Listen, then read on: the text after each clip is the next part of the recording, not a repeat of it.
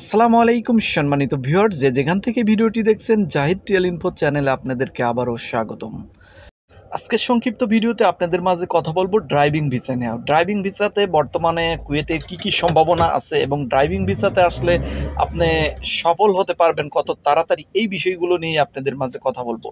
সম্মানিত ভিউয়ার্স, আপনাদের একটি সুখবর দিয়ে ভিডিওটি শুরু করতে যাচ্ছি, সেটা হচ্ছে কুয়েত কেওসি কোম্পানি বা কুয়েত পেট্রোলিয়াম কোম্পানি বা কুয়েত সরকারি যে তেল কোম্পানিগুলো আছে, এই কোম্পানিগুলোর থেকে কিন্তু অলরেডি ড্রাইভিং ভিসা বের হওয়া শুরু হয়ে গেছে। অনেক ভাইরা ভিসা পেয়েছেন, ড্রাইভিং ভিসা পেয়েছেন, এবং যারা এই কোম্পানিগুলোতে আপনারা পাসপোর্ট জমা দিয়েছেন তারা অবশ্যই আপনাদের নিজস্ব লোকের সাথে যোগাযোগ করুন, যাদের মাধ্যমে পাসপোর্ট জমা দিয়েছেন তাদের সাথে। তাহলে অবশ্যই আপনারা জানতে পারবেন যে আপনাদের ভিসাগুলোর অগ্রগতি কতদূর। অলরেডি কিছু ভিসা বের হয়ে গেছে, সামনে আরও অনেকগুলো ভিসা বের হওয়ার সম্ভাবনা আছে, তাই অবশ্যই জোরালোভাবে যোগাযোগ করুন এবং ভিসা সংরক্ষণ করার চেষ্টা করুন। প্রিয় ভাইরা, শুধু এখানেই না, বর্তমানে কুয়েতের সবচেয়ে সুবিধাজনক অবস্থানে আছে ড্রাইভিং ভিসা। বর্তমানে কুয়েতে এসে যদি আপনি সহজে সফল হতে চান তাহলে আপনাকে ড্রাইভিং ভিসাতে আসতে হবে। খুবই গুরুত্বপূর্ণ ড্রাইভিং ভিসাতে আপনারা যদি কুয়েতের আসতে পারেন সেক্ষেত্রে আপনার সফলতার প্রায় 100% নিশ্চিত। আর যদি ক্লিনার বা অন্য কোনো কাজে যদি এখন বর্তমানে কুয়েতে আসেন সেখানে একটু হলেও ডাউট আছে, কিন্তু যদি ড্রাইভিং ভিসাতে আসতে পারেন অবশ্যই আপনি প্রথম থেকেই সফলতার মুখ দেখবেন। বর্তমানে কুয়েতে ড্রাইভিং ভিসা কিন্তু অনেক বের হচ্ছে, আর ড্রাইভিং ভিসার ভিতরে কিন্তু 3টি ক্যাটাগরি আছে। এই 3টি ক্যাটাগরির ভিতরে কোন ক্যাটাগরিতে আসলে আপনি কুয়েতে লাইফটা সেট হয়ে যাবে সেই ক্যাটাগরি আমি আপনাদের এখন বলে দিচ্ছি।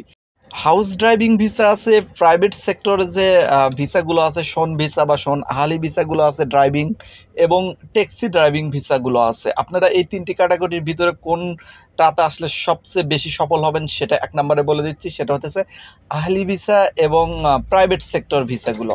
প্রাইভেট সেক্টর থেকে যে আহালি ভিসাগুলো দেওয়া হচ্ছে, এই ভিসাতে যদি আপনি আসতে পারেন, বর্তমানে কিন্তু যে ভিসাগুলো বের হচ্ছে প্রায়গুলোই কিন্তু আহালি ভিসা। এই কিছুদিন হলো যে ভিসাগুলো বের হয়েছে, বিগত 2-3 দিন হলো অনেকগুলো ভিসা বের হয়েছে। স্যালারি ক্যাটাগরি অত্যন্ত ভালো, 160 কেডি থেকে প্রায় 220 কেডি পর্যন্ত স্যালারি এক একটা ভিসাতে। তো অবশ্যই কিন্তু আপনারা যদি উল্লেখযোগ্য কোম্পানিগুলো থেকে ভিসা সংরক্ষণ করতে পারেন, বিশেষ করে কুয়েত পেট্রোলিয়াম যে কোম্পানিগুলো আছে এখানে কিন্তু ভালো স্যালারি দেওয়া হয় প্রবাসীদেরকে।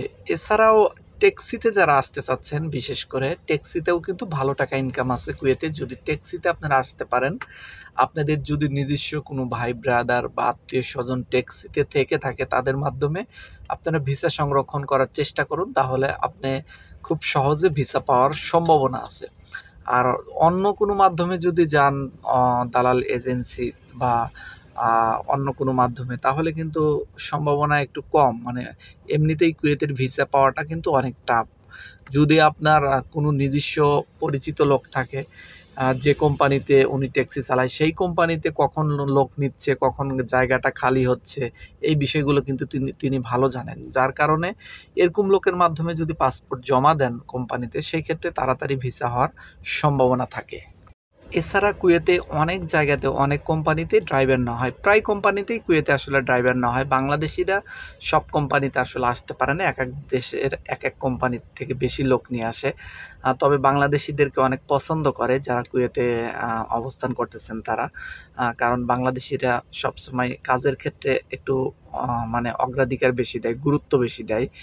বাংলাদেশিরা ইন্ডিয়ান বা অন্যান্য দেশের মানুষ আসলে ফাঁকি দেওয়ার চেষ্টা করে বেশি, কিন্তু বাঙালিরা এই দিক দিয়ে ভালো আছে যে কাজের ক্ষেত্রে তারা একটা চিন্তা ভাবনা করে যে আমরা 7-8 লাখ টাকা খরচ করে আসছি, তাহলে আমাদের অবশ্যই এখানে কাজ করতে হবে।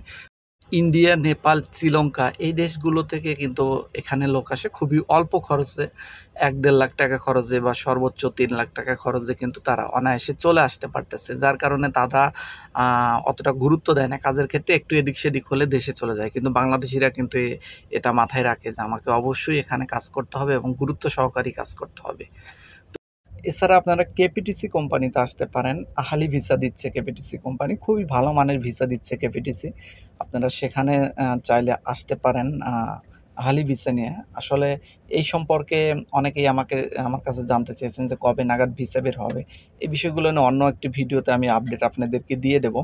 তো ড্রাইভিং ভিসাতে আপনারা যদি কুয়েতে আসেন, মোট কথা আপনারা খুব সহজে সফল হতে পারবেন এবং লাইফটা সেটেল হয়ে যাবে, এটা 100% সত্যি কথা।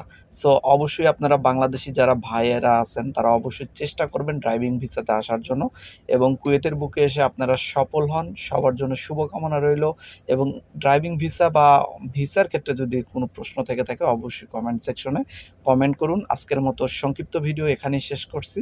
আল্লাহ হাফেজ।